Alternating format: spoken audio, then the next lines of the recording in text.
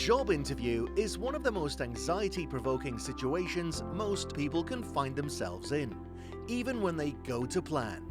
But what happens when you have your worst interview ever?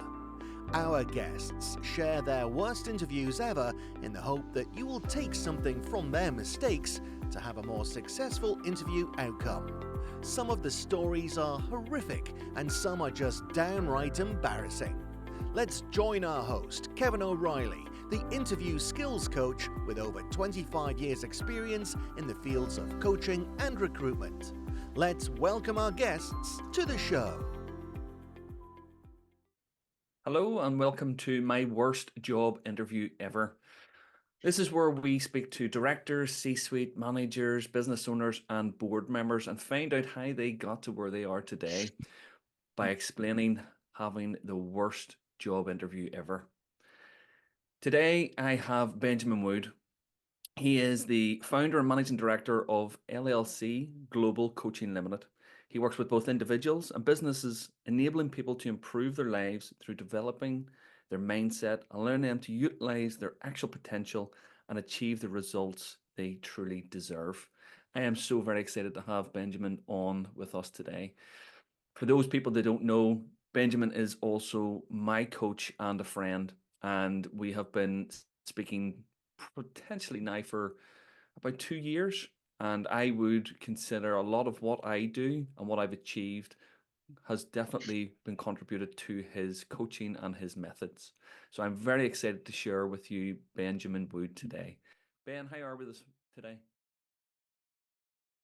We are very well, thank you, Kerry. Very well, thank you very much for that introduction. And it's been an absolute pleasure working with you and just basically knowing you for the past couple of years. So appreciate that. I run LLC Global Coaching Limited. I personally coach and work with people in around 50 countries worldwide at the moment. So that's quite an interesting and rewarding lifestyle that I've got at the moment, meeting all those different people from all around the world. And of course, we work with businesses, organizations in the capacity of corporate training, management coaching, leadership coaching, facilitating and implementing coaching cultures in organizations. So, we do a lot and life's good and very happy to be here today. So again, thank you for the invitation. Not a problem, Ben. I just want to head on to something you said there about these 50 different countries. I understand as well, and maybe some of our listeners won't, that you lived in Thailand for some time and you're a fluent Thai speaker.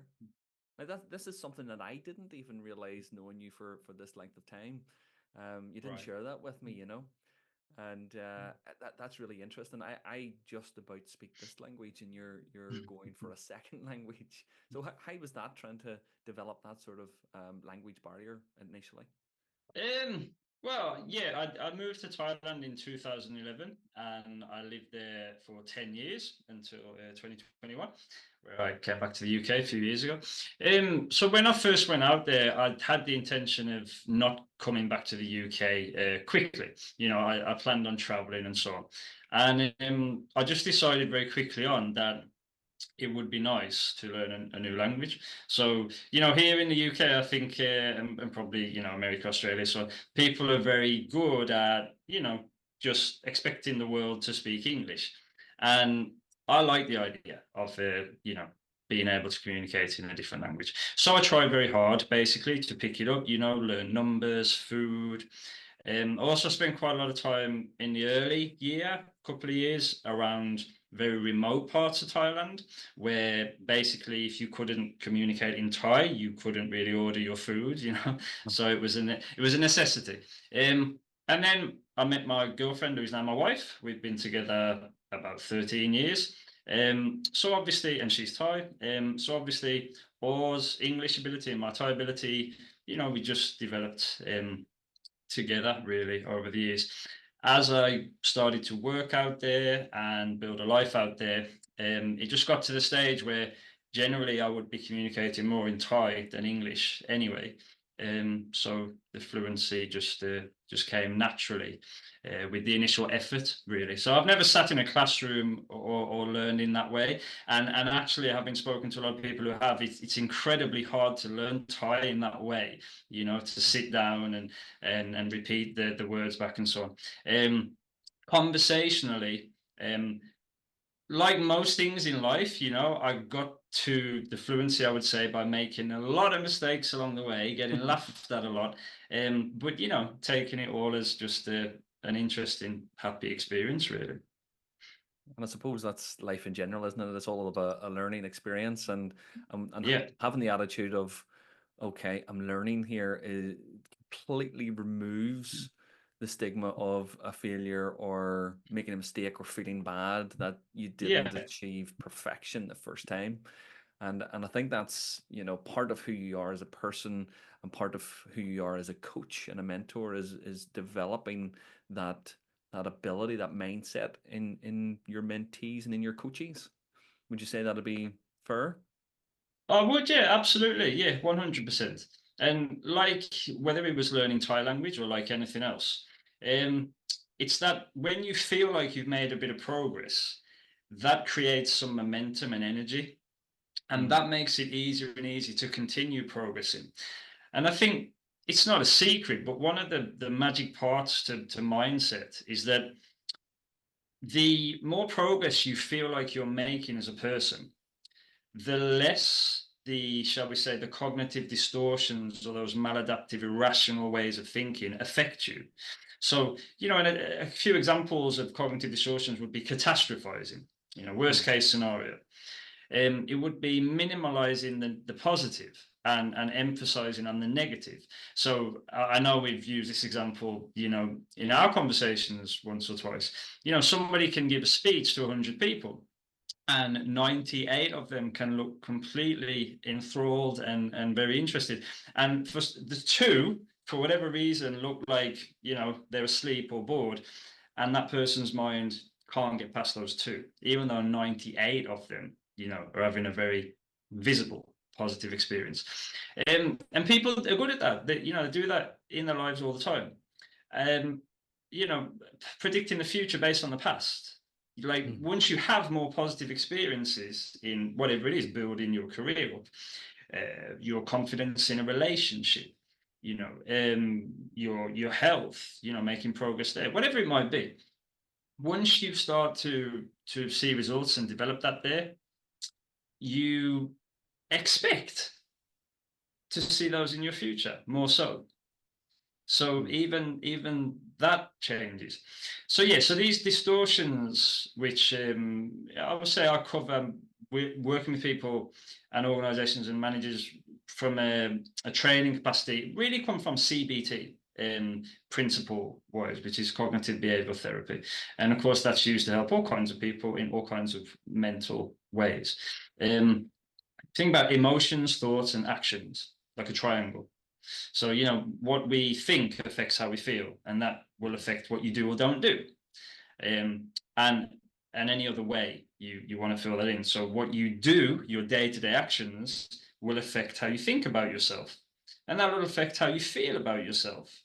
And of course, that will then, like a self-fulfilling prophecy, keep you doing the right or the wrong things in life.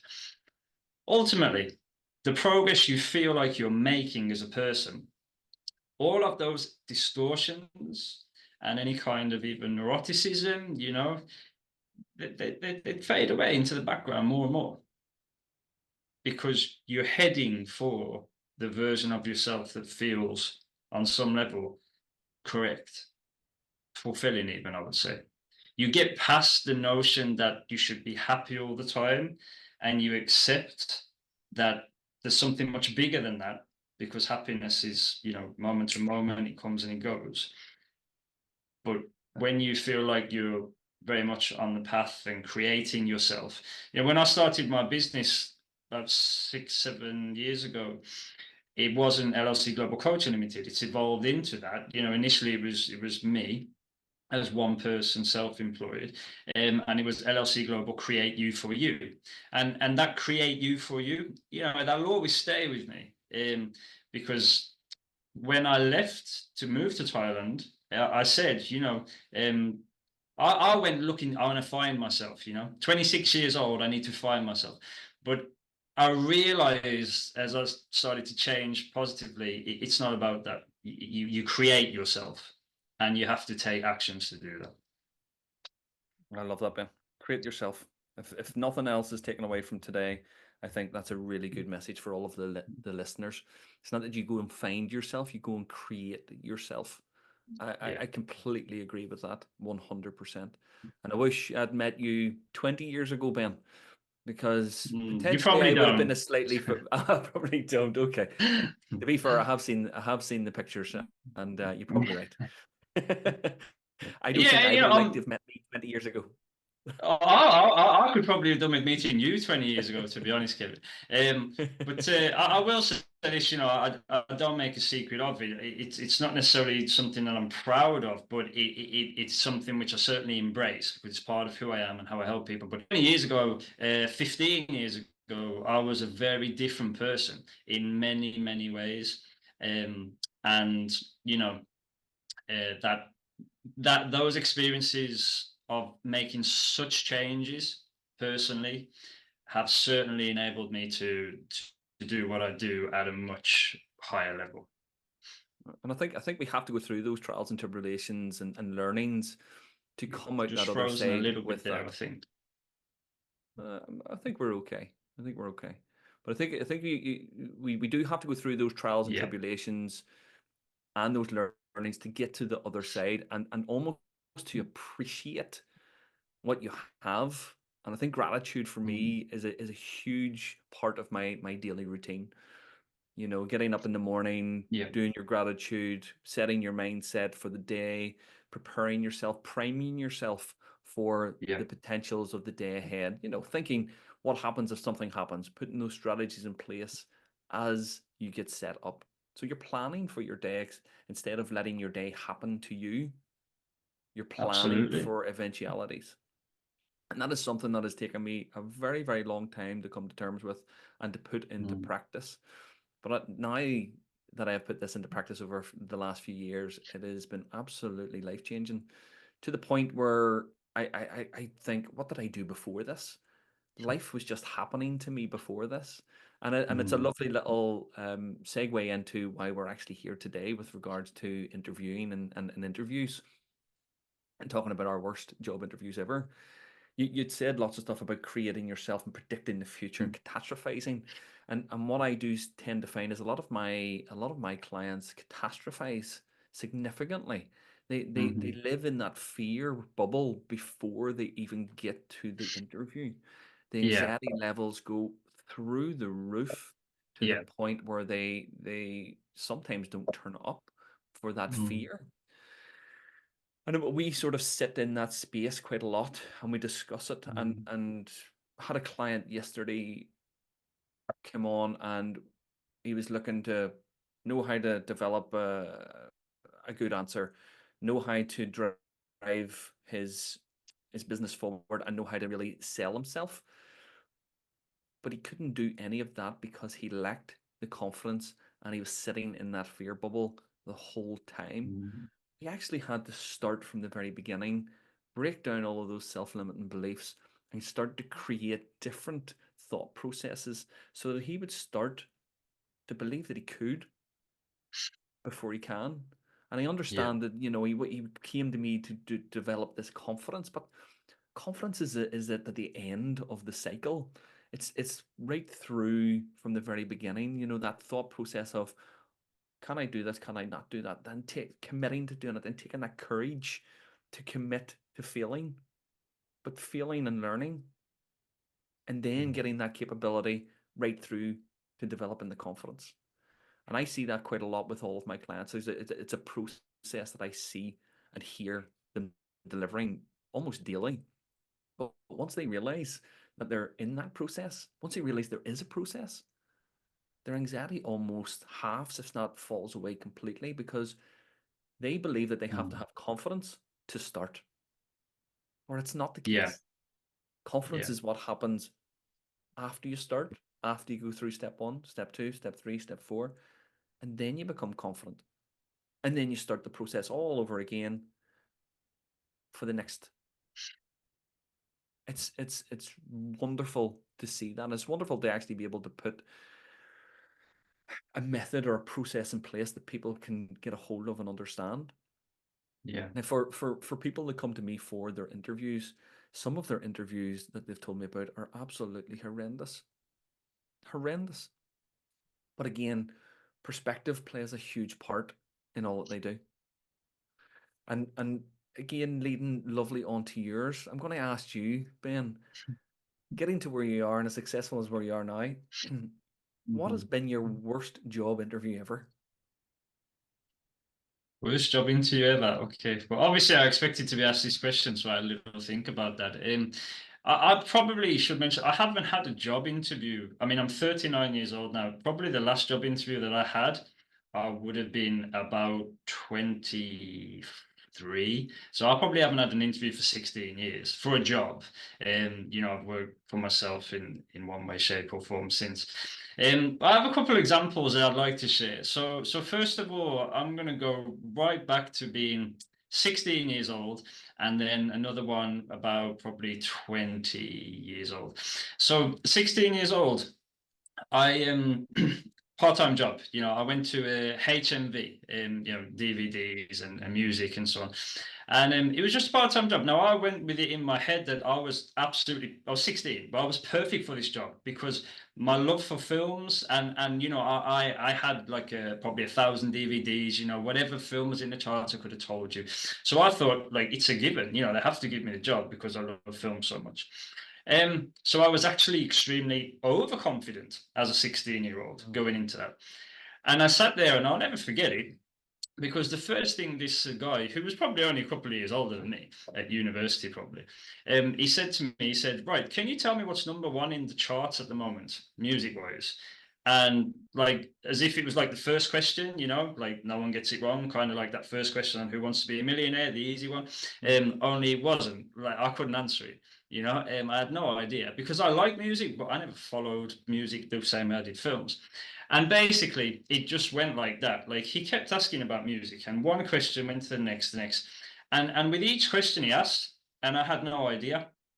It was almost like my house came tumbling down in my head, and it was almost like all of a sudden, it was bigger than the interview.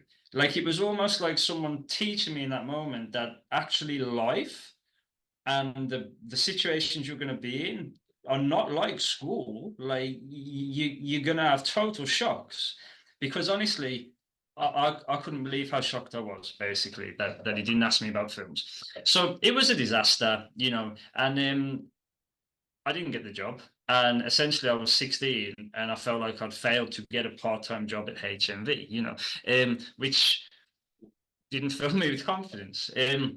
And I also remember the way he looked at me again, you know, as if to say, almost like, feel sorry for you and what you're going to go through in trying to get a job based on this interview. So that was very negative. The other one that I'd share is a bit different. So I was a bit older, and actually there's elements I was quite proud of.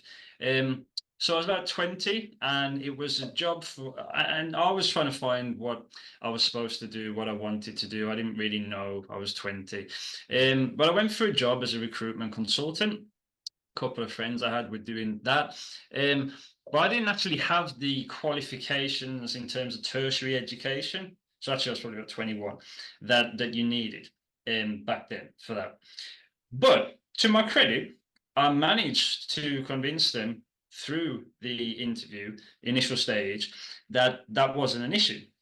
So I actually got through the assessments, the initial assessments, which were all really based around time management. You know, they give you an example. Okay, you come in, you sit at your desk in the morning, and this, and this has happened. What do you deal with first? So on, so on. And actually, I did really well at that. I got like 100% and flew to the next stage. So I was feeling quite confident about that. And then during the second part, it was a group interview, and it involved public speaking, which at this point in my life now is something not only do I do, but I absolutely love doing it. You know, when people book me to give a motivational speech or a workshop, it gives me energy. It essentially puts me in the flow state psychologically. You know, time just merges with what I'm doing, and I love it. But back then, we had to get up, and it was such a simple question. You couldn't really give someone a simple question, but again, it was related to music. They said, right, you just stand up and you just tell everyone what your favorite song is in the world and explain why. And I literally just stood there for like 30 seconds trying to think of any song, a song. And the song, like all the songs I could have come out with, the first song that popped into my head after 30 seconds for some reason was that song that says like I would walk 500 miles or I would walk five. Now I don't know where that came from. Like it must The Proclaimers. Yes. So that must have literally been on in the pub like 3 nights before, and subconsciously it was in my mind. I don't know, but and the whole room just kind of looked at me, and you know, I just stood there, and I suppose in that moment I realized again that this was. I didn't understand it back then, but there's something going on with me and my confidence in regards to other people and how I related to other people. There was something about having people sat around a table, all part of this dynamic that just sucked the confidence out of me as a 21-year-old. And when I look back on it now, obviously, you know, I'm looking through a lens of a lot more knowledge nowadays. But I hadn't really been to I didn't go to university, so I hadn't had those experiences um, with all different kinds of people back then, and gelling together and speaking in front of them. And I think that was a part of it. So also on a deeper level, I don't think I saw myself as credible, and those are things that were later ironed out as I got older. You know, and went through the training and so on that I have to get to where I'm now. But that interview again was, I would use the word embarrassing there, because I was 21, not 16. I'd built up a certain sense of my identity. In some ways, I would have said I was a very confident person. And so that was a complete failure. And I was actually quite upset by it, because at that time it seemed like it would have been a good job for me, and it seemed like I'd done really well to actually get that far based on them having quite a strict criteria that you needed a bachelor degree, and I didn't have that. So I was, you know, I was proud of myself, and I was quite even ashamed, to be honest, that it ended in the way it did, and that I took that with me. It didn't leave me for quite a while, to be honest. And I think it really resulted in me looking for safer options for a couple of years. You know, like applying for jobs which I should just get, you know. And that was a shame, because I wasn't happy, and I was never going to be happy. And yeah, it was only a few years later where I ended up leaving and moving to Asia, Thailand, to essentially go and create the new version of myself, which I'm forever grateful I did. But yeah, those interviews, yeah, they weren't good. Those two. No, they don't sound fun at all, especially They the weren't. especially the second one. And you know, you've been quite descriptive with your wording around your emotions and around how you felt and around Yeah. how you carried that then forward. And I again, I tend to find that a lot of the clients that come to me, like yourself, applied Yeah. for a job lower than their capabilities and their experience because it was safe, because they knew they would get it. There was no real stretch. And it's one thing, again, as recently as 2 weeks back, a lady was coming in to work at a managerial level. And Yeah. her experience, her skills, her capabilities dictated that she was a director, Right. but she didn't have the confidence to sell herself, put herself forward for this role of stretch. And I didn't consider it a stretch at all for her. She is absolutely amazing at what she does. She could do the role with her eyes closed, but it is just that little lacking in self-belief and confidence. And we keep using this word confidence, and I had looked up that word because it's quite vague when you think about it. Confidence to you is different than confident to me. And I thought, this is too vague of a word. I want to understand this at a much deeper level. And I went online, I Googled it and looked for the understanding and the meaning. And the very simple terms that it brought up was self-belief.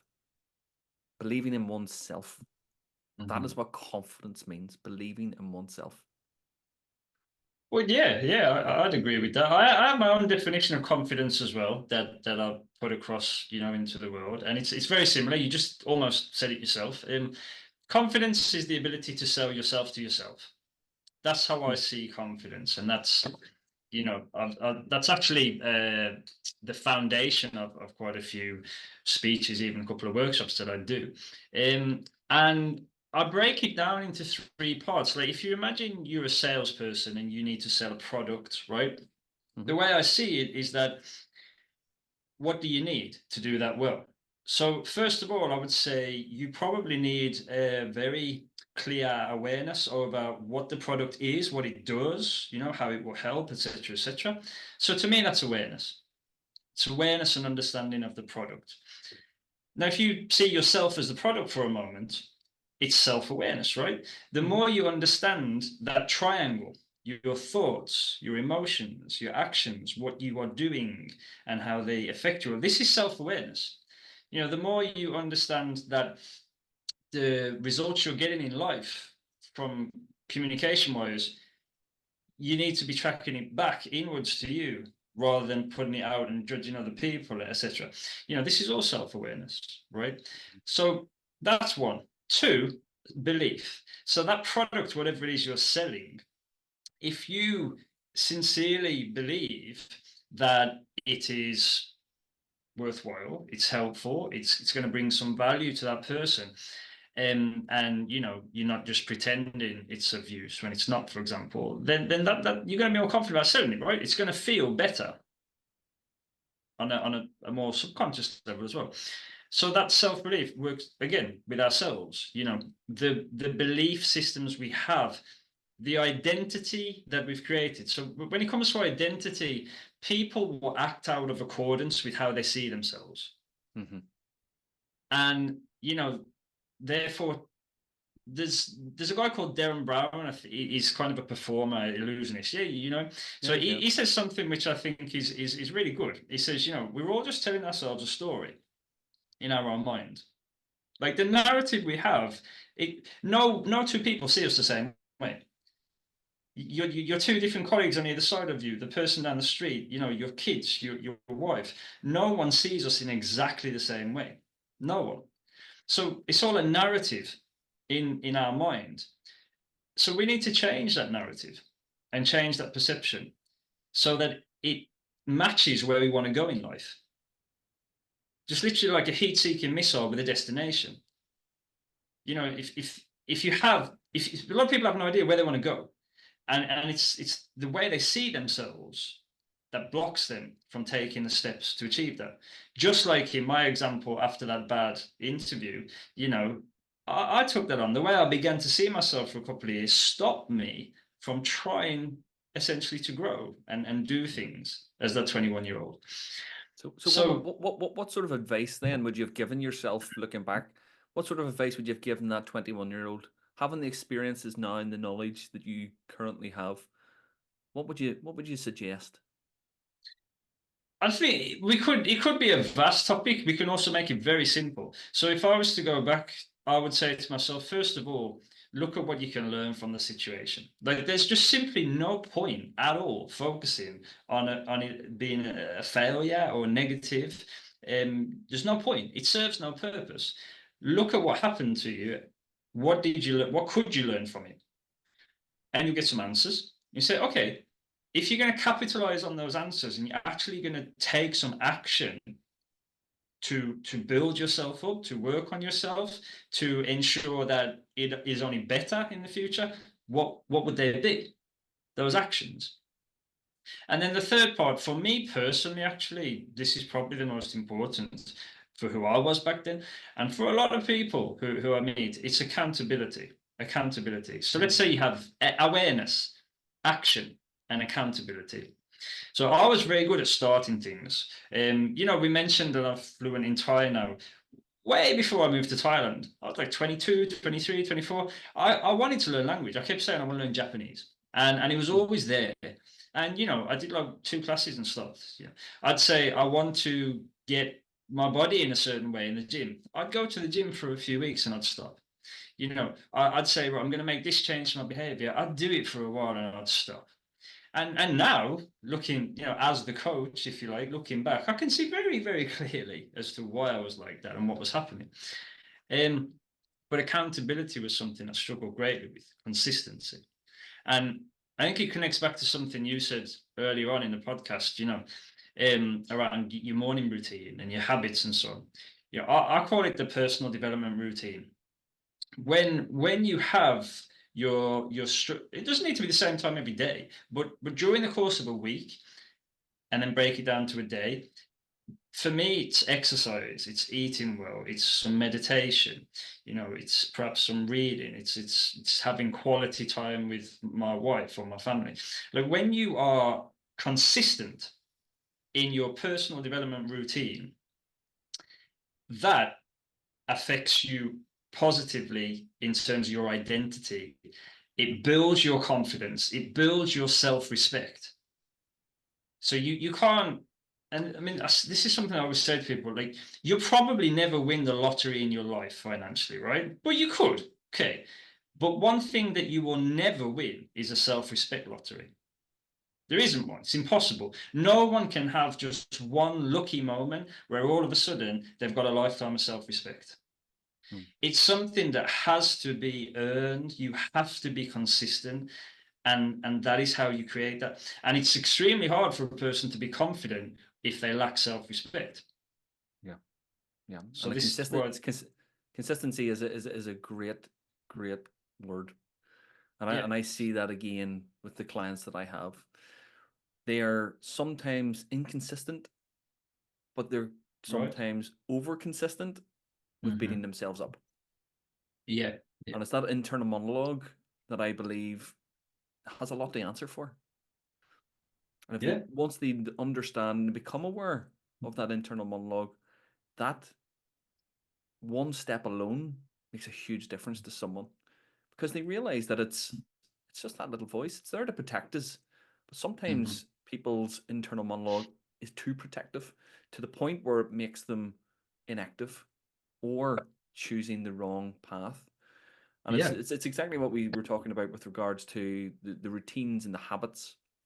And if you can imagine it as a road that forks, one road is with all of the habits, and the other road is with none of the habits or none of the consistency. They lead in different directions. They always lead in different directions. For me, I would most definitely want to take the road that leads to the habits, to the place where putting all of these small incremental steps leads me to the goal that I have set out to achieve, as opposed to letting life happen to me, taking this other road that we might get there, we may not get there. Things will happen, things may not happen. And it's again coming back to a word that you used, luck. You might be lucky enough to win. I'm not a believer in luck. I haven't been a believer in luck in a long time. I believe, like you, we create ourselves, we create our luck. But we do that by putting certain practices in place. But we also do it by removing practices as well. Even for that 21-year-old Benjamin who was going for that interview, had he understood the bigger picture, he may have performed differently.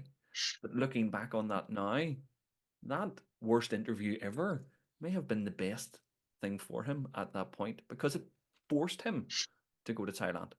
It forced him to go out of his comfort zone completely and to go and find himself, as you quoted originally. But how different would it have been had you got that job? Well, I mean, that's the question, isn't it? depends whether you believe in fate or not.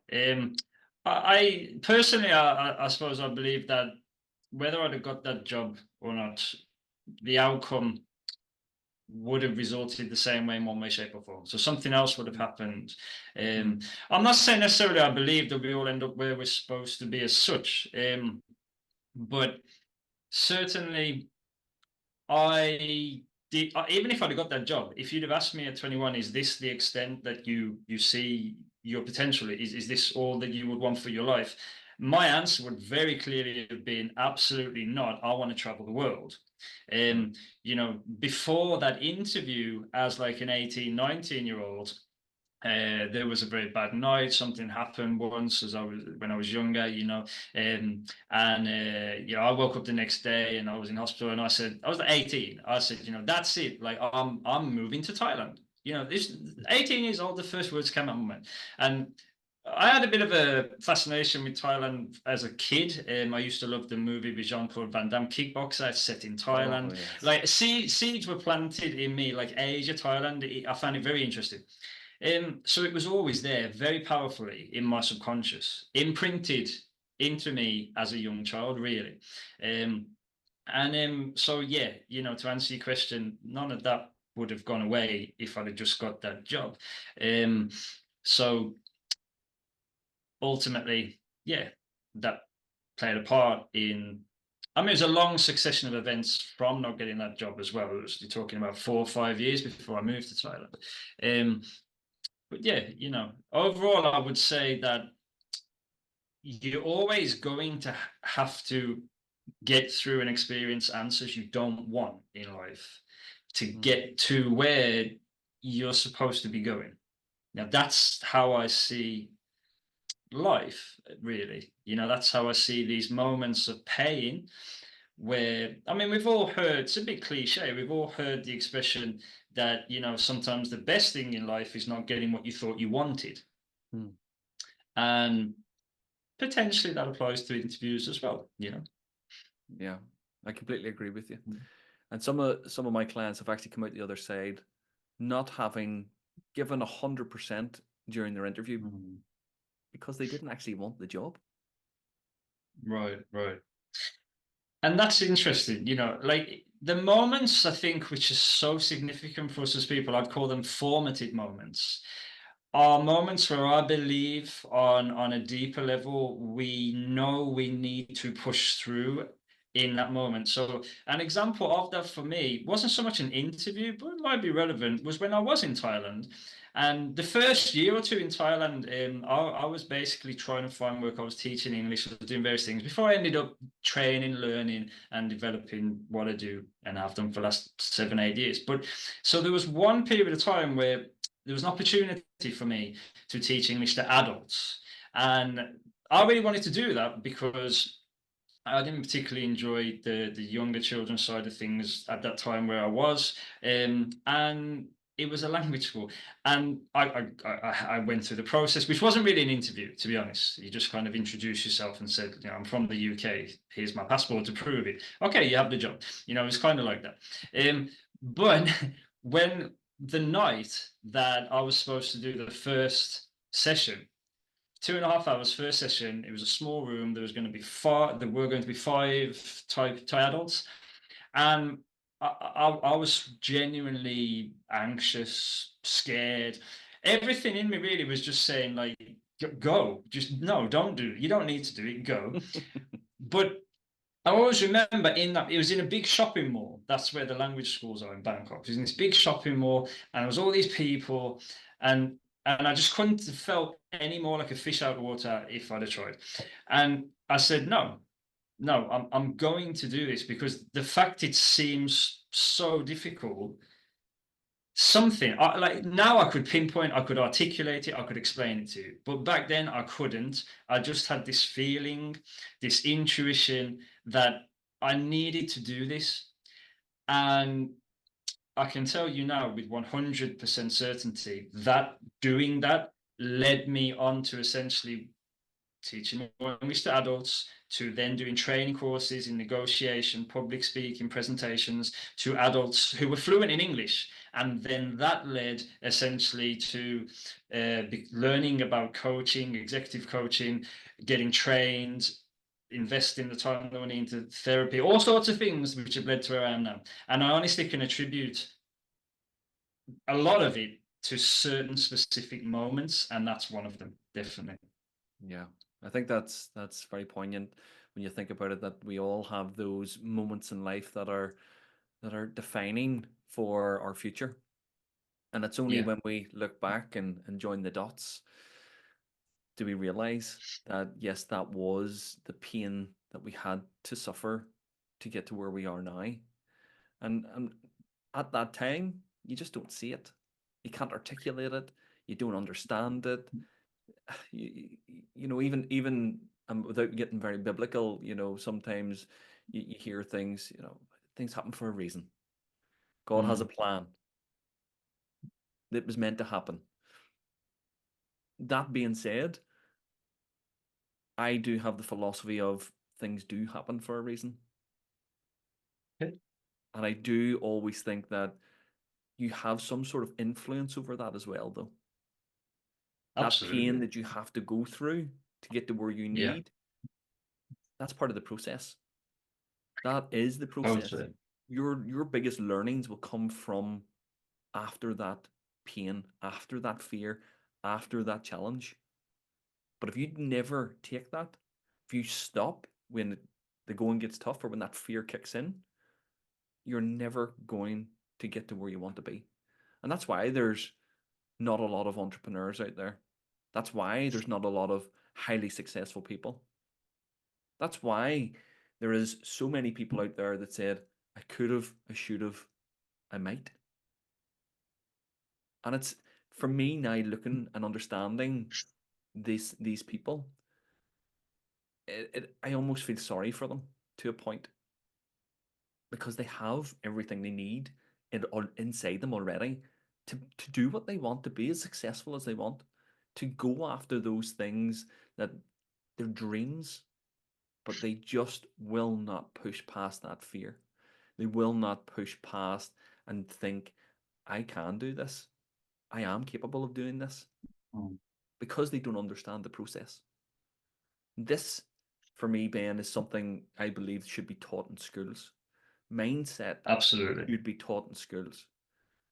I understand the Totally. need for maths and English and Spanish and French and languages and sciences and so on and so forth.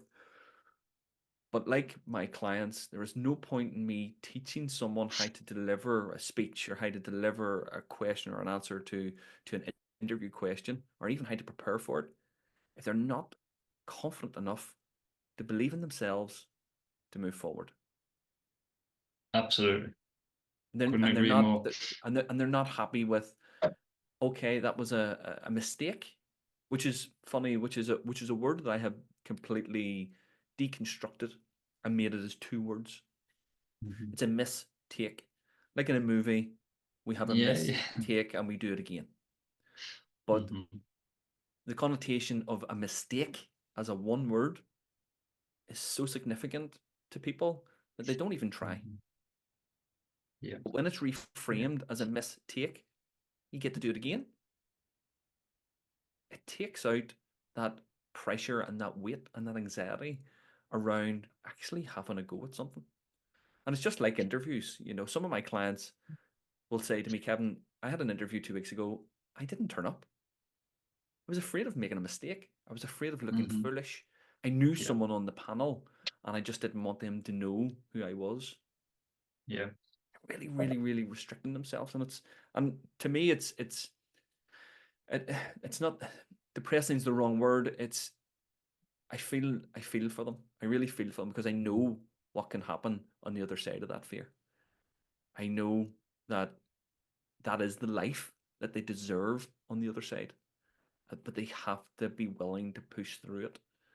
And that's why Mhm. most people don't, because they're not willing to push through it. Ben, I have really enjoyed today, like extremely enjoyed today. It's taken a very different steer where I thought this recording would go today, and I'm sure my listeners would be ecstatic around where this has went, because there's so much in this. This is not just about the job interview. This is about how we set ourselves up for life.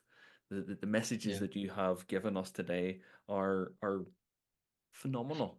Even for me, and I know you through a coach-coachee relationship, I've learned a lot from you today. A lot. I mean, create yourself. That is something I'm going to borrow for the rest of my life, Ben, and I will use quite often, with your permission, of course. But I Permission just think, granted. thank you very much. I just think that, you know, that message alone, create yourself, is huge. Create yourself. I definitely think so as well. And, you know, my hope is that also your listeners also take that and embrace that as well. Because as you mentioned, pushing through those moments, that's what's on the other side, the creation of the version of yourself who you can be, you know. And I think life knocks people down and tells us you can't be this, you shouldn't think that. That's all just noise, essentially, when you get into a certain mindset. Yeah, it's been a pleasure, really has. Thank you very much for having me. No problem. Ben, where can people find you if they're wanting to reach you? They can find me on the internet, LLC Global Coaching Limited, the website. There's Facebook, which is again LLC Global Coaching Limited, the Facebook page. Instagram, the same. There is a YouTube account, which just starting to work on now, really. Set it up like about 5-6 years ago, you know, never did too much with it. But ideally, the best place would be the website, Facebook, Instagram, LinkedIn as Benjamin Wood, LLC Global Coaching Limited. And yeah, you know, obviously goes without saying to anyone who is interested in the things that we've discussed today and potentially would like a chat, to get in touch, of course, with either you or I, depending on, you know, what they might want to be working on. Well, thank you very much, Ben. And for all my listeners out there, I could guarantee that Ben is the right man for any sort of mindset work. I am living proof of that, as we can hear today, because I would not be doing what I'm doing without Ben's guidance and support and help. And I am extremely thankful, and I would publicly like to say that I am extremely thankful for his input into what is, in essence, the life that I have right now, because I could not have got to where I am without his support. So thank you very much, Ben. It's my pleasure, truly is. And let me just add to that. Ultimately, you are where you are because you made a decision to invest in yourself in a certain way. And that's the distinction between a lot of people, the lives they live and the lives they'd like to live. There are people out there to help. There are ways to get from A to B. You made that decision to invest in that, and you now live the rewards. And I'm super thrilled for you, truly. And dare I say, very, very excited for what's to come. I mean, the way I see this for yourself is that it's just literally the start as well. You know, all the progress you've made to get to where you are, there's just, you know, there's no end, is there? It's no end to where it could go. Absolutely no end at all. And I would watch this space, folks, because myself and Ben are potentially going to do a little bit of a collaboration on putting on a conference in the future months ahead, which I am ecstatic and excited about. But thank you very much, Ben. We're going to have to wrap this up today. It was an absolute pleasure having you on. Some really, really impressive and great insights. And for anybody that wants to find out where Ben is or make contact with Ben, all of his information will be in the show notes. So you can go to the show notes and get directly to Ben. Just remember, everybody, that on the other side of a successful interview is the life you all deserve. Thank you, and see you all very soon again. Bye now. For more details about our guest, or if you would like to be a guest, go to www.interviewskillscoach.co.uk/myworstinterviewever, or find us on Facebook or LinkedIn. And remember, on the other side of a successful interview is the life you deserve.